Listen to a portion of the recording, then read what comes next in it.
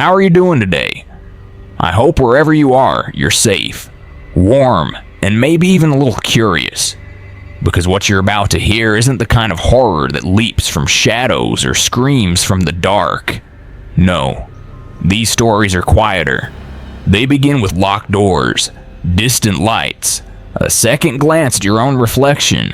They take place in homes meant to be temporary, Airbnbs that should have been restful escapes, but instead became something else entirely. In these 8 true encounters, the unsettling didn't arrive loudly. It slipped in through flickering fridges, unposted reviews, forgotten rooms.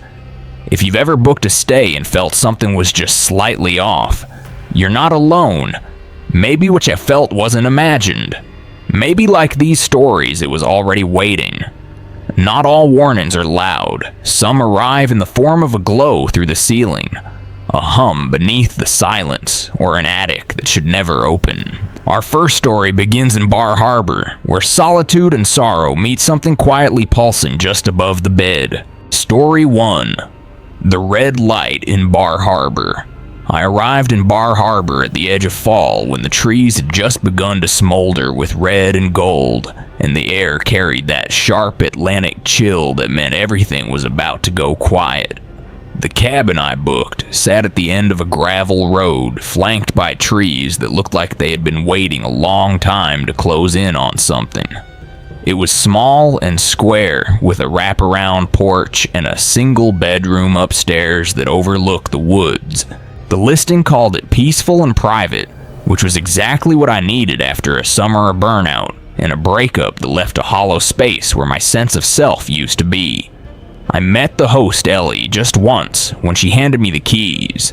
She was in her late 60s, polite but distant, with eyes that seemed older than her face, and hands that trembled slightly when she warned me not to use the attic door unless absolutely necessary. I laughed politely and asked if there was anything up there I should avoid, and she simply said, "Old wiring and colder air," and that was the end of it. The first night was uneventful. I cooked pasta and listened to the wind and the distant rustle of dry leaves. I slept deeply and woke, feeling like maybe this trip had been the right choice. It was the second night that changed everything. Around 3 a.m., I woke up with that sudden stillness that only comes when something inside you realizes before your brain does that something is wrong. The room was dark, except for a faint red light pulsing from above me. Not bright like a fire alarm or a blinking router, but soft and slow, like a breath. I looked up and saw it leaking from the edge of the attic door, like something was gently glowing just above the ceiling. I told myself it was a reflection or a trick of light, but there were no electronics up there and no way for that color to be coming through solid wood. I got out of bed and walked to the hallway and stood under the attic door, staring at the thin beam of red that gently pulsed through the seam. I did not touch the string hanging down to open it. I went back to bed. The next morning, I convinced myself I had been dreaming. I hiked near the shore and drank black coffee from a small cafe where the locals gave me that soft nod that tourists do not usually get. That night, I fell asleep watching the branches sway in the moonlight. But again, at exactly 3 a.m., the light returned. This time I stayed in bed, eyes fixed on the ceiling, heart thudding in that quiet way when your mind knows it cannot rationalize what it sees. The glow was steady this time, no pulse, just a presence. I stared at it until it faded at 3:17 exactly. I looked at my phone and made a note of the time. The next night I set an alarm for 2:55 and waited in the hallway before the light appeared. I wanted to prove to myself that I was not losing it, that I could catch it forming. At 3 a.m. it bled through the seam again. Same soft hue, same silent warning. I raised my hand to the string but did not pull. Instead, I went back downstairs and poured a drink and sat on the couch until sunrise. On the 5th day, I saw Ellie walking down the road carrying a bag of groceries I offered to help, and she smiled that same distant smile and asked me how I was sleeping. I said, fine. She said, sometimes the woods get inside people up here. I asked her about the attic, and she froze for a fraction of a second, then said, old houses, remember, and that the attic had always had a strange warmth to it. That word stuck with me. Warmth. The red glow had not felt warm. It felt watched. That night I tried to record it. I set up my phone facing the ceiling and left the room. At 3 a.m., the light returned, but my phone died 5 seconds into the recording. When I checked it the next morning, the video showed static and the faint outline of a figure standing in the hallway. I had not been there. I had gone outside for a smoke. On the 6th night, I woke again, but this time the light had moved. It was not coming from the attic door, but from the corner of the room where the ceiling met the wall. A strange slit of red like a wound, slowly reopening.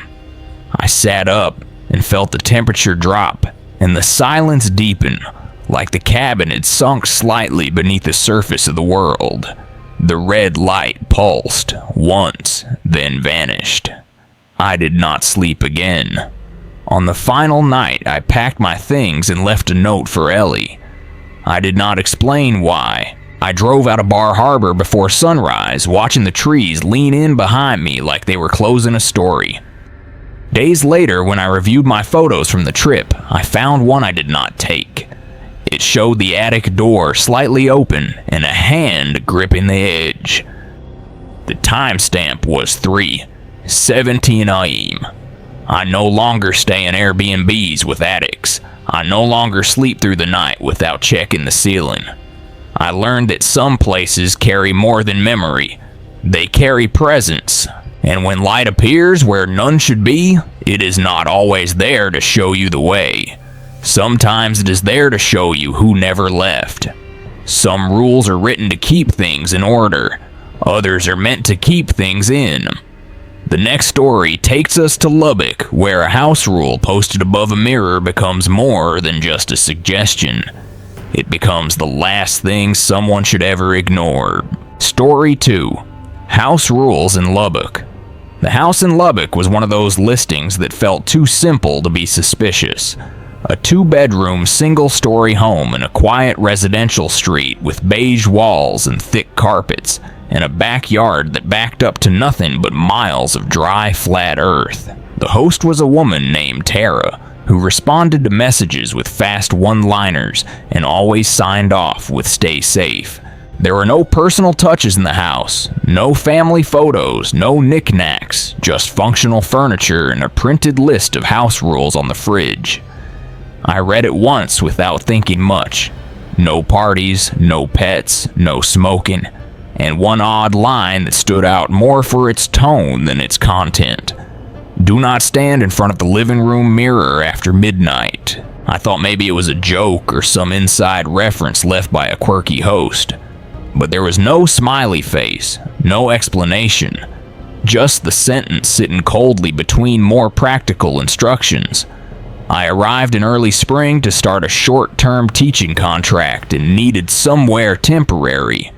The house was spotless, sterile, even like no one had ever really lived in it. The living room had a long mirror mounted across from the couch, tall and narrow with a silver frame. It looked cheap and new and completely out of place in a house that otherwise felt old. I covered it with a throw blanket. Not out of fear, but because it reflected the hallway in a way that made me feel like I was being watched when I walked past. The first night was quiet, the second too, but on the third I forgot to cover the mirror, and at 12:31 I caught my reflection as I crossed the room. The light was off, and the moon through the blinds cast just enough glow to make shapes visible. My reflection did not stop when I did. It lingered half a second longer as if unsure whether to follow. I told myself it was fatigue or delay from my own head catching up, but I covered the mirror again. The next night, I stayed out late grading papers at a coffee shop and didn't get home until almost 1 a.m. I walked into the dark house and saw the mirror uncovered again. I was sure I had left the blanket on it. I stood still, breathing shallowly, watching the reflection which showed nothing but stillness. Then I turned and went to bed, locking the door behind me. The air in the house had started to shift. It felt thicker like humidity without heat, and sometimes I woke with the taste of metal in my mouth. The 6th night I stayed up on purpose. I wanted to prove to myself it was nothing. I sat on the couch across from the mirror, coffee in hand, eyes unfocused, just watching. The clock hit 12:03 and the mirror began to blur like fogged glass. I leaned forward and saw movement, faint and slow, like someone walking across the room behind me, but when I turned, the space was empty. The reflection, however, showed a figure still moving away. I did not sleep. I sent Tara a message the next day asking if anyone had reported anything strange about the mirror. She replied quickly, "No. Why did something happen?" I stared at the message for a long time before deleting it.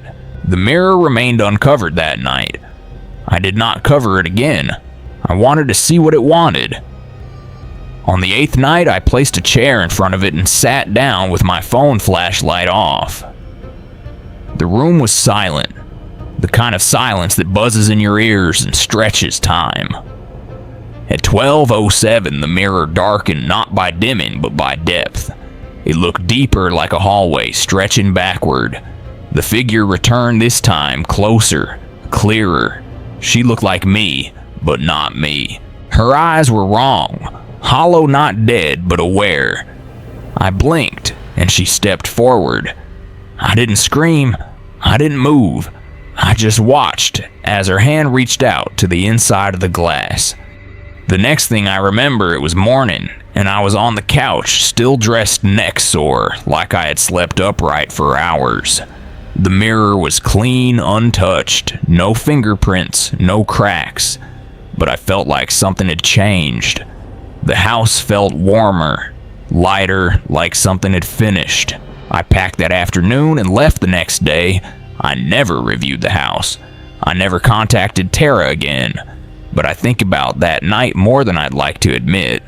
Sometimes I wake up and find myself sitting on the edge of my bed without knowing how I got there. Sometimes I catch my reflection standing straighter than I am, like it's waiting for me to notice. And other times I avoid mirrors altogether because I know that if I look too long, I might see something still trapped on the other side. When a house tells you not to do something, believe it. Because some rules aren't about behavior, they're about survival, and some mirrors don't show your face. They show who's next. When sound begins to move beneath your feet, it's easy to blame the pipes, the house settling, or your own imagination. But in Tacoma, one guest finds that some hums aren't mechanical. They're alive and they're waiting just below the floorboards. Story 3. The Sound Tunnel in Tacoma. I rented the house in Tacoma because it was cheap and available, and because I didn't feel like talking to anyone. I had just left a contract job I hated, was 3 months late on rent, and needed somewhere to land without questions or expectations.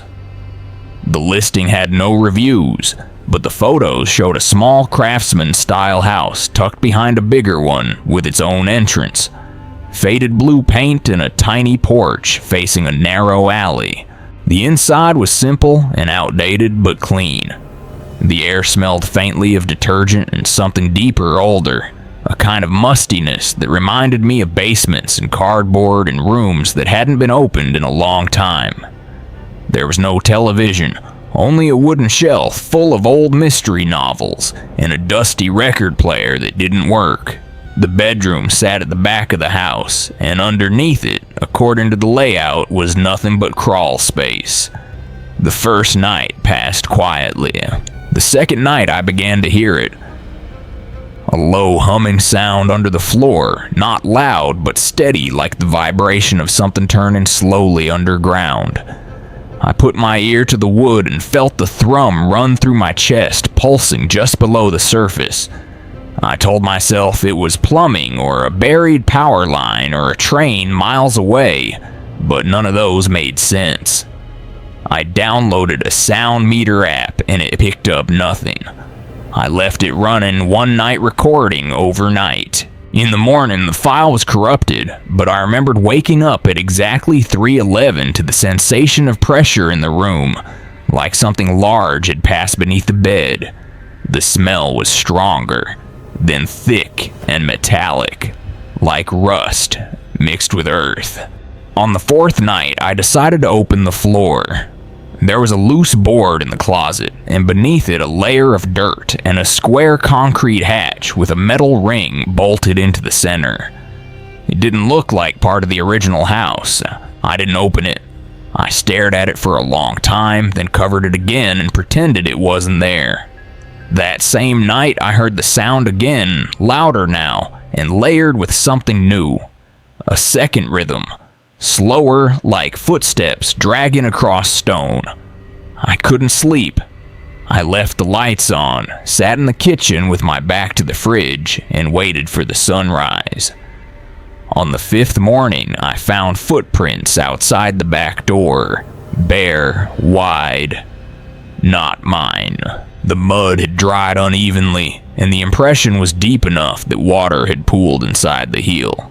I walked 2 blocks to a gas station and sat in the bathroom for 20 minutes, trying to decide if I should call someone I didn't. I went back and tried to convince myself I was imagining everything. That afternoon, I heard a knock on the door. It was a boy, maybe 10 years old, standing with a paper and pencil.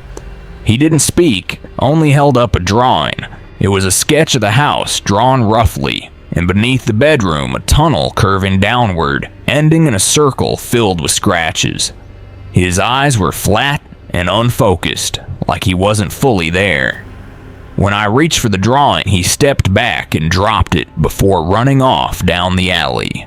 That night, I dreamed of the tunnel. I was walking in the dark with no flashlight, guided only by sound. The same humming thrum growing louder as I moved deeper. The air grew thick and wet, and the walls pulsed like muscle alive and responsive. I woke covered in sweat and dirt on my hands. The hatch was ajar. The closet smelled like a grave. I didn't open it again. On the 7th night, the humming didn't stop. At 3:11, it continued until dawn, rising and falling in waves, joined by whispers so faint I couldn't make out words. Only the rhythm. I left the house the next morning and walked into the city, sitting at the bus station, until my phone died. I felt untethered from myself, like my body moved, but my thoughts stayed trapped inside the house. I booked a hotel across town and told the host I had to leave early. She refunded me without asking why I asked if there had ever been a basement in the house, and she said, no. Only crawl space, sealed years ago. I didn't mention the hatch. I didn't ask about the boy. I returned briefly to collect my things. The house was quiet, still, but the smell had returned thicker than ever. I took only what I could grab in 5 minutes and didn't look back. Weeks later, I tried to forget it all, but the dreams continued. Always the tunnel. Always the sound. Once I woke up and found my hand stained with dirt I couldn't explain. Sometimes when I'm lying in bed in a different city, a different house, I still feel that pressure beneath the mattress, like something waiting to rise. I don't rent single-level homes anymore. I don't trust the silence under my feet. And if I ever hear a sound I can't explain, coming from below, I don't investigate. I leave. Because some spaces aren't built on ground. They're built on memory, on waiting. And once something below starts to stir, it doesn't stop. Just because you've walked away, grief can open doors no one else can see. And sometimes the people we love bring something back with them. This next story follows a couple to Erie where the shoreline doesn't just remember, it reaches back. Story 4. She came back in Erie. We booked the Airbnb in Erie as a short weekend break. Nothing extravagant, just something small and close to the lake where we could breathe, disconnect, maybe try to remember how to be in the same room without checking our phones or measuring silence. The house was white with peel and paint, 2 floors, a wraparound porch, and a view of Lake Erie through a thin line of leafless trees. It was early March when the cold still bites, but the snow was gone, leaving behind a damp grayness that settles into your lungs. Inside, the house felt old but clean, like someone had recently scrubbed it hard enough to keep the memories buried. There were 2 bedrooms, but we chose the one upstairs that overlooked the water. I remember thinking the air smelled too clean, like a mask worn over something else. That first night was quiet, but she woke me twice, murmuring in her sleep, low sounds that I couldn't quite understand. In the morning, she didn't remember any of it. We laughed it off over eggs and toast, but the edge in her smile betrayed something unsettled. The second night was worse. She stood up in the middle of the night and walked straight to the window. Her eyes closed, but her posture alert like she was listening. I called her name softly and she turned her head slowly, not toward me, but toward the lake. When I reached her, her skin was cold and damp and she whispered a name I didn't recognize.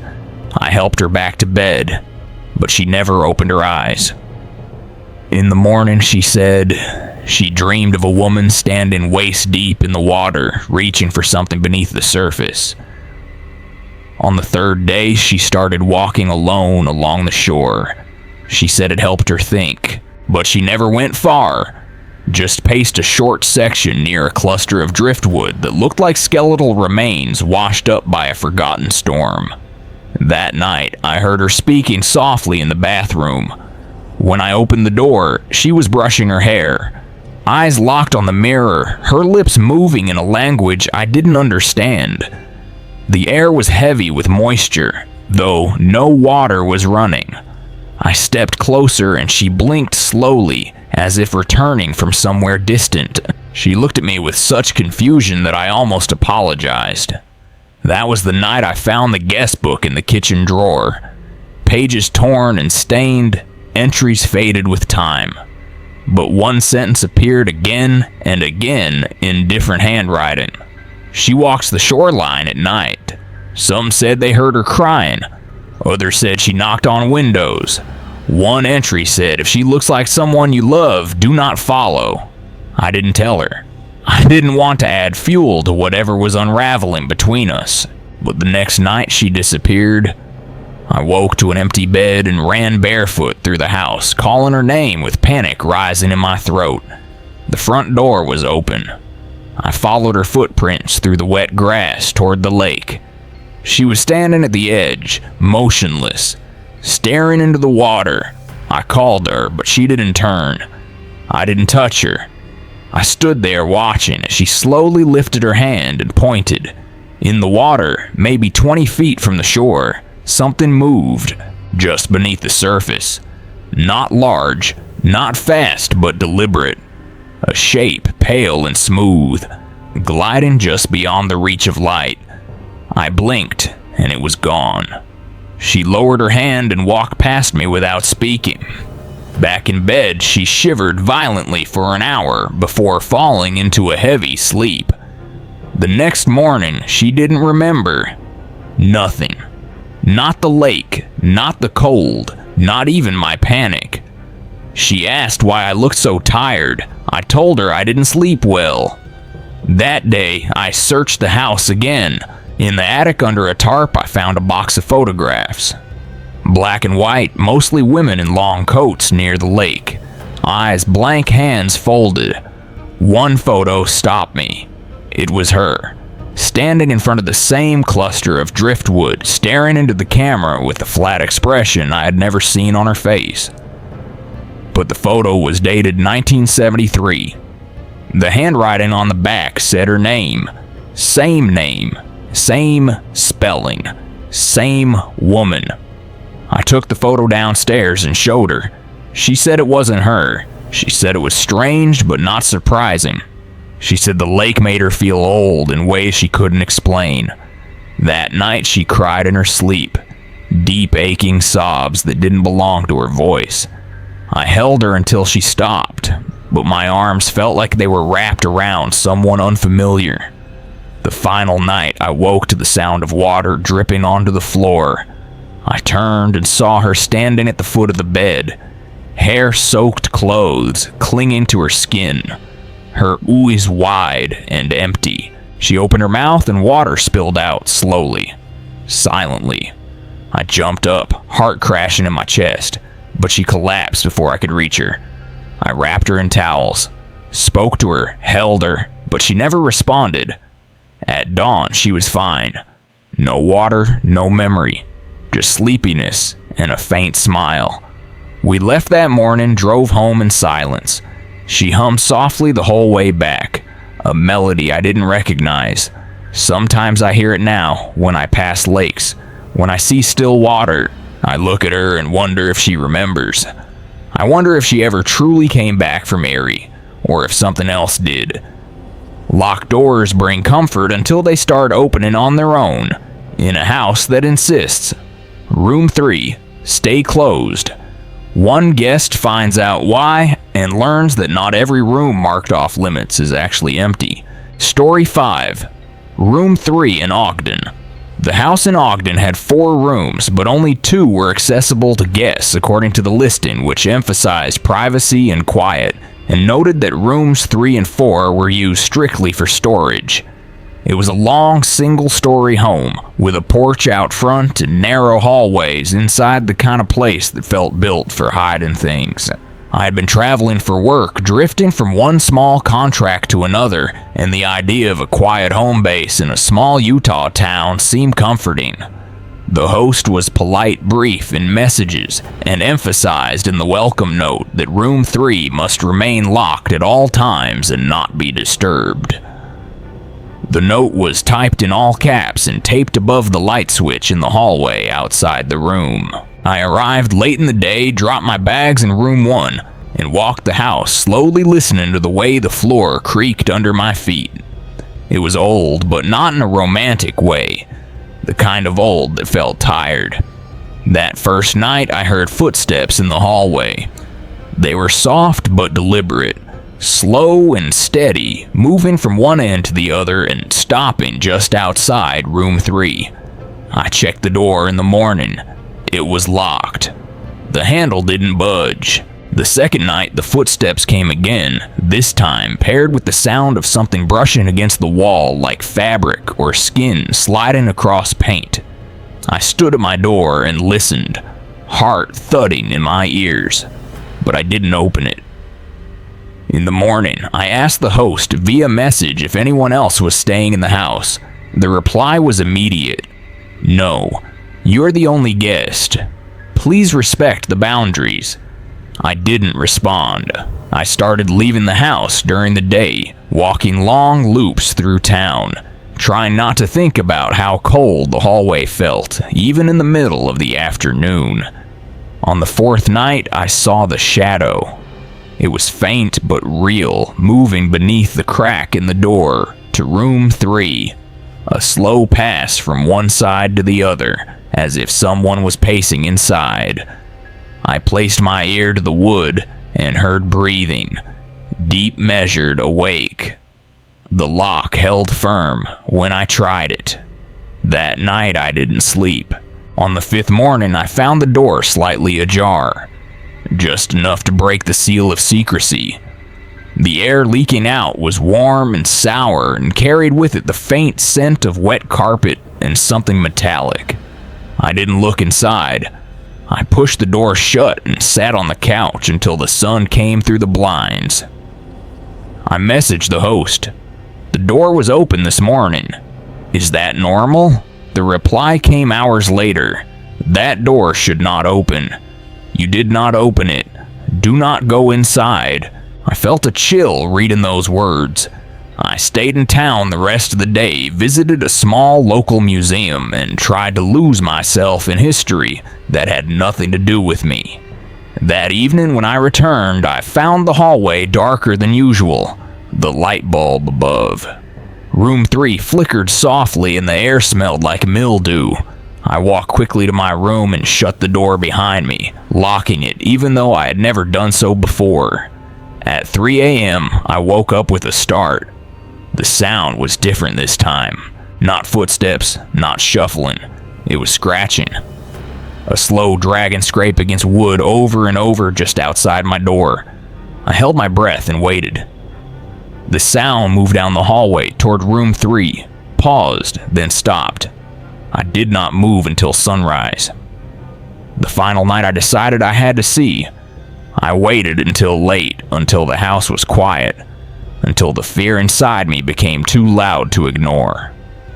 I walked into the hallway and stood in front of room 3. The door was closed again, but the smell was stronger. I reached for the handle and turned. It clicked.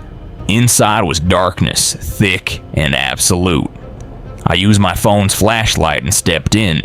The room was empty. No furniture, no boxes, just walls covered in deep gouges, like something had clawed at them for years. The floor was stained in patches, dark and crusted, and the smell made me gag.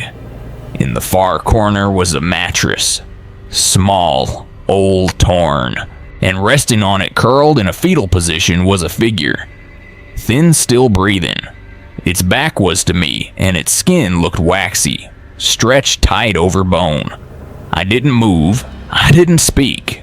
I backed out slowly and closed the door behind me. I didn't sleep. I didn't wait for morning. I packed and left before the sky changed color. On the way out, I saw a new note taped to the door. It said, "Room 3 is occupied. Do not disturb." I never contacted the host again. Never left a review. I don't know what I saw in that room, but I know this. Some rooms are locked for a reason. Some doors are not meant to open. And if you ever find yourself staring at a door that feels too quiet, too warm, and too alive, walk away. Because not every guest checks out. And not every space meant for storage is truly empty. Some places trap more than just memories. In El Paso, a grieving guest finds himself walking through doors that lead nowhere, pursued by time that's no longer moving forward, and a house that won't let him go. Story 6. The exit that wasn't there in El Paso. I went to El Paso for something no one wants to do. Bury a parent and pretend like it's a manageable thing, like it fits in a weekend. I booked a small Airbnb on the edge of town near the desert because it was quiet and because I didn't want to stay in my childhood home where every object was a trigger. The house was simple. 1 bedroom, 1 bathroom, all beige and unremarkable, with a sliding door in the back that led to nothing but dry land and silence.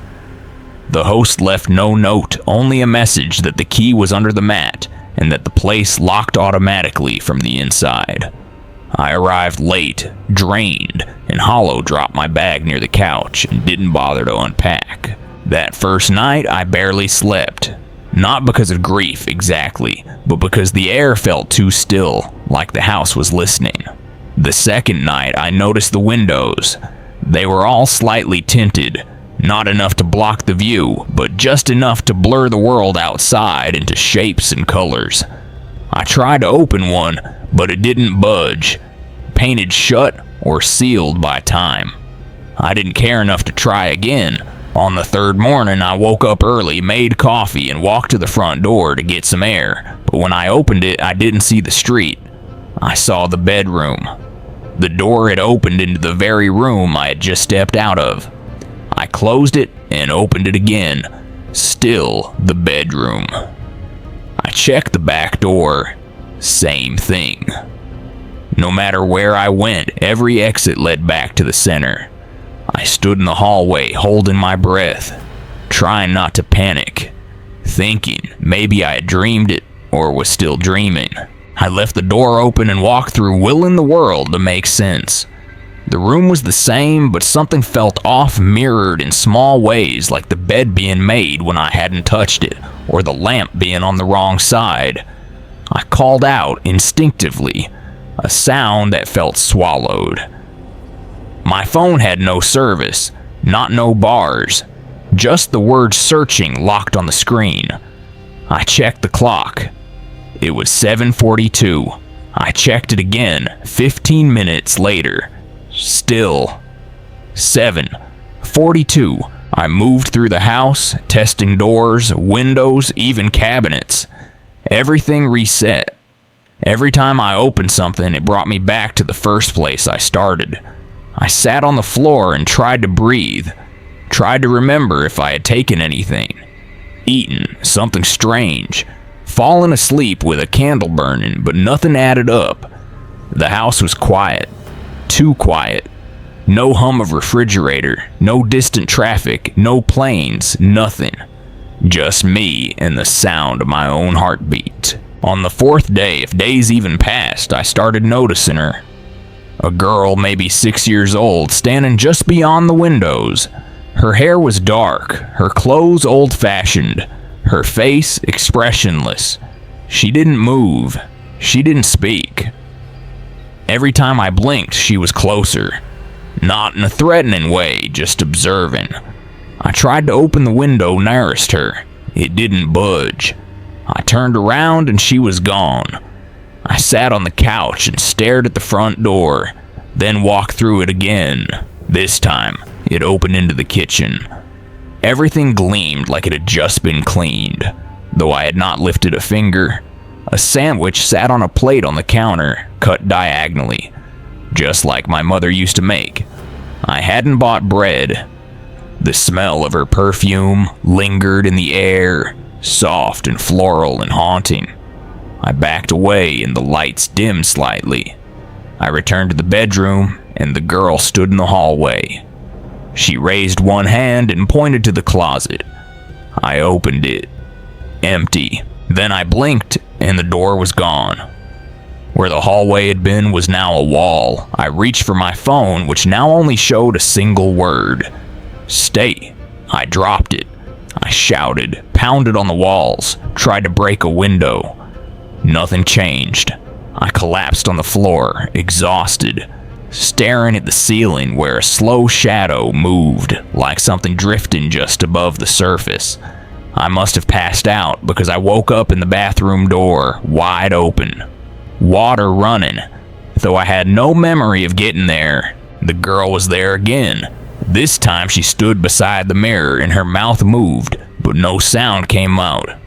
She pointed again, this time at my own reflection. I looked and saw myself, but older, tired, distant. My eyes didn't follow my own movement. I turned away. The fifth time I tried the front door, it opened to the backyard. Only the desert wasn't there. Just fog, dense and rolling like waves. I stepped outside and sank an inch into soft ground. The door closed behind me. When I turned around, the house had no windows, only walls smooth and unbroken. The fog wrapped around my legs and I screamed, but no echo returned. Then I saw her again, far off, waving not at me, but at something behind me. I didn't turn around. I closed my eyes and thought of the first time I had ever been lost as a child, and how the fear then felt like a thread being pulled from the center of my chest. That was the same feeling now. I opened my eyes and I was in bed again. The lamp was on the correct side. My phone was charging. The sandwich was gone. The windows were clear. Outside of streetcars, people I packed and left without showering. The host never responded to my message. When I looked up the listing days later, it had been removed. I don't know what happened in that house, but I know this. Some grief does not want to be carried. Some loss wants to pull you under with it. And some exits are only visible when you finally decided you're not going to look for them anymore. A fridge that hums too loudly. A soda can that keeps reappearing. In Helena, a guest ignores the small things until they start erasing the line between the living and the remembered. Story 7. Left in the Fridge in Helena. The Airbnb in Helena looked harmless in the listing. A small detached guest house behind a larger home in a quiet neighborhood just outside the city center, advertised as peaceful, private, and recently renovated. I booked it on impulse after a long stretch of seasonal work up north, needing somewhere cheap and out of the way to decompress before heading south. The place was clean, sparse, and a little too quiet, but I welcomed the stillness. The fridge was empty when I arrived, humming a little too loudly for its size, and the host had left a polite welcome note and nothing more. I dropped my bag, opened a window, and sat on the bed, listening to the distant hum of nothing. That night, I fell asleep easily. In the morning, I opened the fridge to store some leftovers and saw a single unopened can of soda sitting in the back corner. I hadn't bought anything yet, so I assumed the cleaner forgot to remove it. I left it alone. The second day passed uneventfully, though I started to notice the hum of the fridge wasn't constant. Sometimes it grew louder when I entered the room, like it had been holding its breath and finally exhaled. I didn't think much of it. The next morning, the soda was gone, replaced by a new one. Same brand, same spot, perfectly aligned. I checked the trash. The first can wasn't there. I messaged the host to ask if someone else had access to the space. They replied simply that no one else could enter and that no one had been scheduled to clean. That night, I took the can out of the fridge and left it on the table. I woke up at 3 a.m. to the sound of the fridge motor kicking on loudly, followed by a soft clicking noise like someone opening and closing the door. I sat up, heart pounding, but heard nothing else. In the morning, the can was gone again. Another one sat in the same spot, inside chilled and untouched. The house smelled faintly of metal. I considered leaving, but told myself I was overreacting. On the fourth night, I opened the fridge, slowly expecting to see the soda, and instead found a folded note taped to the back wall. It was damp and yellowing, the ink smeared but legible. It said, "Do not take what is not yours." I didn't touch it. I closed the fridge and turned on every light in the house. The humming grew louder. The air felt thick and charged, like a storm was about to break just behind the walls. I opened my laptop and searched for the property address. An article appeared from 2018 about a missing man last seen renting the back guest house of a home in Helena. The image in the article showed the very porch I had crossed 2 days ago. His name meant nothing to me, but his description matched the figure I had seen reflected in the microwave door earlier that evening. Tall, thin, wearing a gray jacket, I had thought it was a trick of light. On the fifth night, I unplugged the fridge. The humming stopped. The house was silent. I slept with one eye open. In the morning, the fridge was still cold. Inside was the same can perfectly aligned. The power cord lay limp on the floor. I plugged it back in and backed away slowly. Later that day, I ordered food handed cash to the delivery driver and asked him casually how long he'd been in the area. He glanced at the house and said he didn't deliver to this address. Often I asked why. He said the place had been empty for years. I asked what he meant, and he shrugged. Said the guest house was usually boarded up and that the owners had moved out after something happened. I didn't ask what I thanked him and went back inside, trying to breathe slowly.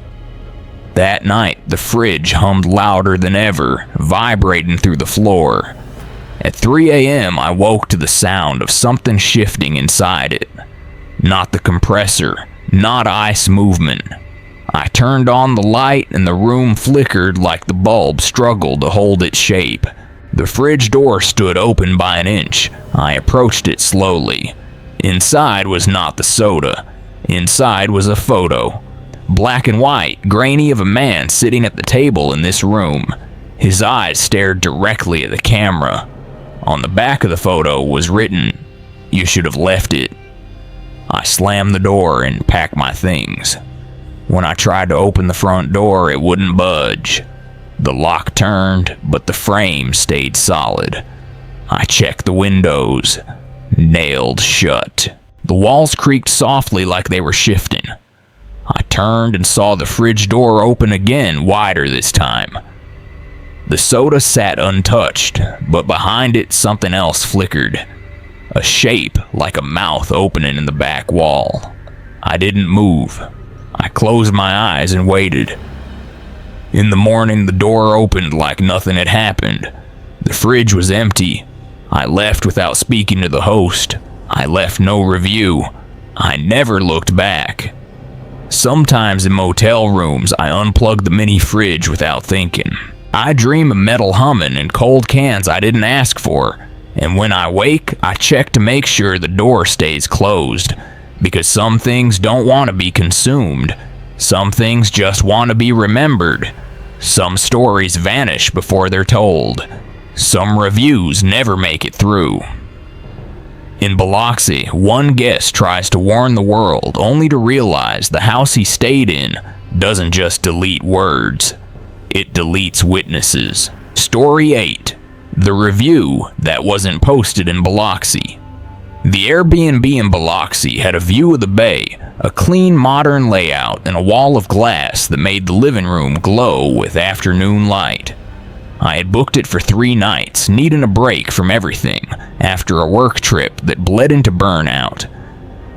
The reviews were overwhelmingly positive, all 5 stars praising the quiet, the privacy, and the minimalistic beauty of the space. But something about the place felt too perfect. No dust, no marks on the wall, no fingerprints on any surface, like the house wasn't lived in, but preserved. The first night was uneventful, but I woke up once at 2:11 a.m. to a soft clicking noise that stopped the moment I moved. I dismissed it as the HVAC, or the usual quirks of a strange house. The next morning, I noticed something odd in the bathroom mirror. A faint smudge in the upper left corner that looked like a fingerprint. But when I tried to wipe it, it wouldn't come off. That night, I heard the clicking again, now louder and more rhythmic, like a sequence. I opened my laptop and typed a review draft, planning to leave feedback for the host. I described the odd sound, the smudge, and the general feeling of something slightly off. I clicked, save, and went to bed. In the morning, the draft was gone. My browser history showed no record of it. The file did not exist. I assumed I had closed it without saving, but I was sure I hadn't. That afternoon, I noticed a small camera lens embedded in the smoke detector above the bed. It was subtle, hidden in shadow, but unmistakable. I took a photo and emailed it to myself. When I checked my inbox later, the email was not there, nor was the photo in my gallery. My phone had no record of it. I confronted the host through the Airbnb message system, asking directly if surveillance was active in the property. The message sent then vanished from the thread. The conversation showed only my original booking confirmation and the check-in instructions. That night I felt watched. Every movement seemed mirrored. I unplugged the Wi-Fi router, turned my phone to airplane mode, and covered the smoke detector with a towel. At 2:11, the clicking returned, now accompanied by a low mechanical whirring. I sat up and saw the television screen had turned on. Static filled the room, but through it a faint image flickered my own face, asleep in bed. Viewed from an angle above me, I looked up and saw nothing. No red lights, no camera, just shadow. The screen blinked off. I tried to take a video, but my phone would not respond. The screen stayed black until morning. On the final day, I wrote a new review, short and direct.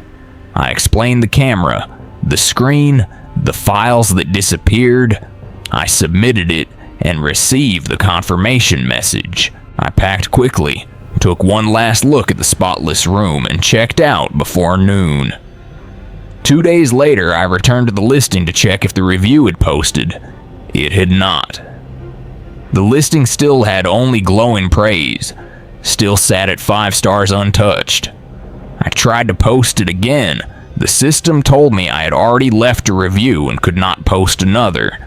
I contacted Airbnb.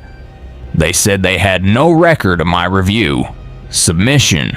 I emailed, support, sent screenshots, tried 3 different browsers. Nothing changed. The review was gone. I searched the address online, hoping to find something, an article, a complaint, a post. Instead, I found a thread on an old forum titled only with the street name. Inside were messages from people describing the same issues. Disappearing reviews. Camera sounds at 11 a.m. Screens that turned on by themselves. One user posted that he tried to record it all and never left the house. No one had heard from him since. Another said her friend visited the house and came back. Different, quieter, more paranoid, unable to sleep in dark rooms. One post simply said, "Stop writing it. Sees everything." I closed the page. That night, I dreamt of the living room wall blinking open like an eyelid, and a dark hallway extending beyond it. I stood at the threshold, unable to move, and behind me something held a camera to the back of my head. I woke up sweating, convinced for a moment that I was still in that house. The walls of my apartment felt too thin, the windows too exposed. I unplugged every device and taped over the smoke detector. Since then, I've checked the Biloxi listing every few weeks. It is still active, still clean, still perfect. No new reviews, just the same loop of praise. I created a new account and tried to message the host. The message disappeared before I could send it. I wrote a blog post about the experience and published it anonymously. Within an hour, the post was removed for violating terms. I received no explanation. Now every time I close my eyes, I wonder if it recorded more than I knew. If it still watches through reflections I no longer trust. Some places do not want to be reviewed. Some experiences erase themselves. And sometimes when everything looks perfect, it's only because no one has survived long enough to say otherwise. They came looking for rest, for quiet, for space. But what they found were doors that refused to close, houses that remembered, and silence that watched. And now we're left with one question. What might be waiting the next time you check in? Sometimes the most frightening places are the ones we willingly walk into thinking they're safe. These guests didn't expect to uncover secrets to be watched, followed, or changed by the spaces they stayed in. But they did, and they left with more than memories. As you book your next getaway, maybe double-check that mirror, listen for that low hum. Trust that small voice inside you that says something isn't right. Because some places don't want to let you go, and others were never empty to begin with. Thank you for spending time here. Stay safe and sleep well if you can.